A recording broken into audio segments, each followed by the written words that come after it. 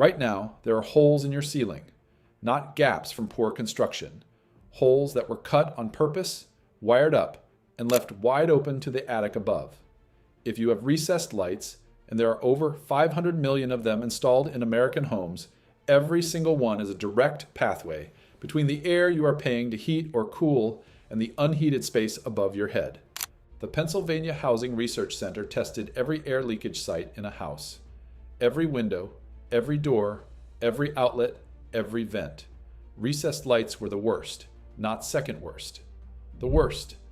Each one leaks as much conditioned air as a 2-inch hole punched straight through your ceiling, and most homes have 10, 15, 20 of them.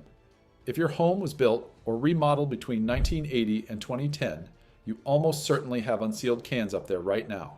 By the end of this, I will show you how to check yours in about 10 seconds. Let me put some numbers on this. Penn State's Mechanical Engineering Department partnered with Juno Lighting to measure exactly what these fixtures cost homeowners. A single unsealed recessed light loses between $5 and $30 worth of energy per year. That is per light. A house with 15 of them, and that is normal for anything renovated since the 1980s, is bleeding $75 to $450 a year through its ceiling. Not through the windows, not under the doors. Through the lights. Over 20 years, that is $1,500 to $9,000. Through holes you did not know you had. The U.S. Department of Energy says energy losses from recessed lights can account for up to half of the total thermal losses through a ceiling. Half of the heat your ceiling is losing goes through the fixtures you installed to see your kitchen counter. The cap that seals one costs about $2. You can buy a 15-pack on Amazon for $25 to $30. You climb into the attic, drop the fire-rated cover over each can, and the air leakage through that fixture drops by roughly 90%. Half an afternoon. $30. You just addressed the single largest source of air leakage through your ceiling for less than the cost of a pizza. The professional version of this, a full attic air sealing job, runs $1,500 to $3,000. And that work is real. They seal your can lights, your plumbing penetrations, your top plates, your attic hatch. But the recessed lights are the worst offenders, and they are the easiest ones to fix yourself. Nobody mentions that because the easy part does not generate a service call. So here is what is actually happening above your head every hour of every day. And once you see it, you will feel it the next time you stand under one of those lights. Your house runs on pressure. Warm air is lighter than cold air, so it rises. In winter, that warm air pushes up against your ceiling, looking for any way out. It finds gaps around plumbing stacks, attic hatches, wiring penetrations, and it finds recessed lights because a standard can light is basically an open metal cylinder connecting your living room directly to your attic. Slots in the housing, gaps where the wiring enters, seams where the can meets the drywall. Every one of those openings is a channel for warm air to pour upward. Energy auditors have a name for what they see on an infrared camera during a blower door test. They call it fingering. Wisps of cold air streaming through the fixture and spreading across the ceiling like fingers reaching into the room. Purple streaks radiating out from every recessed light in the house. The ceiling glowing cold around each one while the rest of the surface stays warm. That is your money, visible on a camera, leaving through your lights. And it is not just a winter problem. In summer, your attic hits 130 to 150 degrees on a hot afternoon. That superheated air pushes back down through the same holes. Dust, insulation particles, and air hot enough to cook in, dropping into rooms your air conditioner just finished cooling. Your AC is not fighting the heat outside. It is fighting the oven above your ceiling. There is a moisture problem too. Each unsealed fixture can push roughly 1/3 of a gallon of warm, humid indoor air into a cold attic every day. That moisture hits cold roof sheathing and condenses. Over a winter, that is frost. Over several winters, that is the beginning of mold on the underside of your roof. From your lights. Now here is the part that I kept coming back to when I was researching this. The fixtures were designed to leak.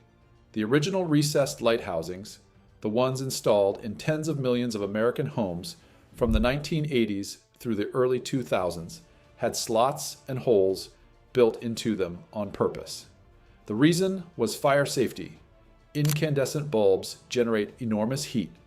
A 75-watt bulb in a sealed metal can inside an insulated ceiling is a fire risk, so the housings were vented. Gaps in the metal to let heat escape. The fixture was engineered to breathe. Nobody was thinking about air sealing. Nobody was thinking about conditioned air pouring into the attic. The electrical code was worried about the house burning down, which is a reasonable thing to worry about. Energy efficiency was somebody else's department, and somebody else never showed up. Builders have known about the leakage for decades. Some of them stuffed fiberglass bats around the cans. Fiberglass does not stop air. It is a filter, not a seal. Air passes right through it. The pink insulation you might see tucked around your recessed lights right now is doing almost nothing for the air leakage problem. It slows conductive heat transfer a little. It stops air movement not at all. The codes have caught up, partially. 33 states now require airtight, insulation contact rated fixtures in new construction. The newer ICAT rated cans are sealed and gasketed, but nobody goes back and retrofits the existing ones. Hundreds of millions of cans are still up there, venting air into the attic the same way they did the day they were installed. In 1987, in 1994, in 2003. Nobody buried this. The DOE publishes guidance on it. Energy Star recommends it. Home energy auditors flag it on every inspection. The information exists. It just lives in technical documents and audit reports that no homeowner has ever opened. The $2 cover does not have a marketing budget. The insulation contractor who will seal your can lights as part of a $2,000 attic job has a truck, a crew, and a website. The cover on the shelf at Home Depot does not have any of that. So here is what checking yours looks like. 10 seconds. On a cold or windy day, hold your hand up near a recessed light in a ceiling with attic space above it. Not a light between floors. Those are between heated spaces and are fine. Hold your hand a few inches from the round edge where the light meets the ceiling. If you feel air moving, cool air dropping down around the edges, or a faint pull upward, that fixture is leaking. Move to the next one. Most houses, you will feel it at every single can. If you want to see it instead of feel it, hold a stick of incense near the edge. Watch the smoke. If it pulls sideways or tilts toward the fixture, you are looking at active air leakage. Same principle energy auditors use with a smoke pencil during a professional test. Same result, $0. Now fixing it. 3 ways to do this, and which one fits depends on your house. If you have attic access, if you can get up there and see the tops of the cans poking up through the insulation, this is the strongest and cheapest fix. Buy a pack of fire-rated recessed light covers. They look like small boxes or domes made of fire-resistant material, sized to drop over a standard 4-inch or 6-inch can. You set it over the fixture, make sure it sits flat against the drywall from above, and the leakage essentially stops. $2. 5 minutes. Run a bead of caulk or spray foam around the base for a complete seal, then pile your attic insulation right back over the top. The cover is rated for insulation contact. That is the whole point of it. If you do not want to crawl through the attic, and nobody blames you, the move is an LED retrofit trim kit. These snap into your existing can housing from below. $15 to $25 per light. They come with a foam gasket that compresses between the new trim and the ceiling when you push the module up into the can. You pull out the old bulb and trim ring, plug in the LED, push it flush, and that is it. You just sealed the air leak, cut your lighting energy by 75%, and eliminated the heat from the old incandescent bulb that was accelerating the chimney effect. 3 problems solved with 1 swap from a stepladder in 5 minutes. A bead of caulk around the edge if it does not sit perfectly flush.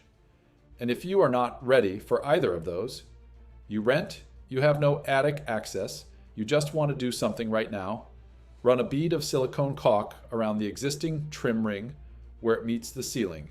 It will not seal the inside of the can, but it closes the visible gap between the fixture and the drywall. which is one of the pathways. Least effective of the three. Costs almost nothing. Takes 2 minutes per light. Better than the nothing that most homeowners are doing about this right now. A couple of things worth knowing before you start.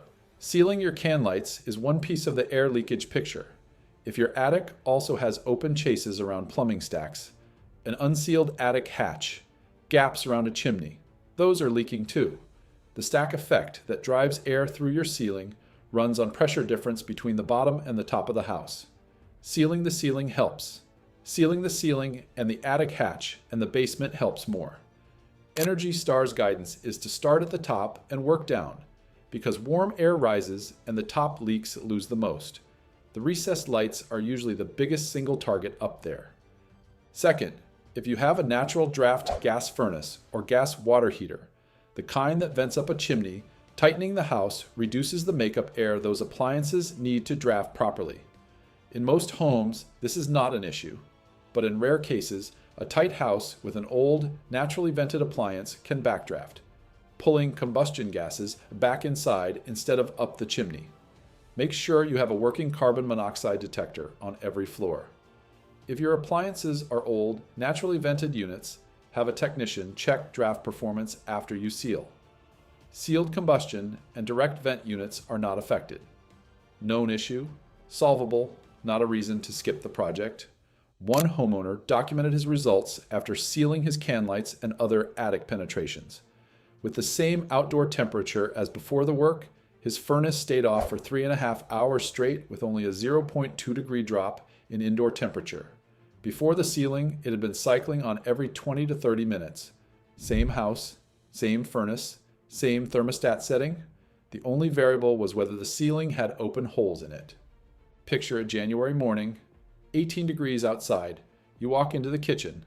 The lights are on, the same recessed lights that have been in this ceiling for 15 years. But something is different, and it takes you a second to place it. That faint coolness near the ceiling, the one you always assumed was just how houses felt in winter. It is gone. The air is the same temperature at the ceiling as it is at the counter. The furnace ran once overnight instead of cycling every half hour. Your next heating bill comes in, and the number is lower. Maybe $15, maybe $40. Multiply that by every month of the heating season. Then add the cooling season, because those same holes were letting 140-degree attic air pour into your house all August. That is what $30 of caps and a Saturday afternoon bought you. A sealed ceiling, a drier attic, a furnace that runs less, an air conditioner that fights less, and the answer to a question you may have been asking for years without knowing where to look. Most of the energy you lose in your house, you lose quietly. No alarm, no warning light. The air just leaves.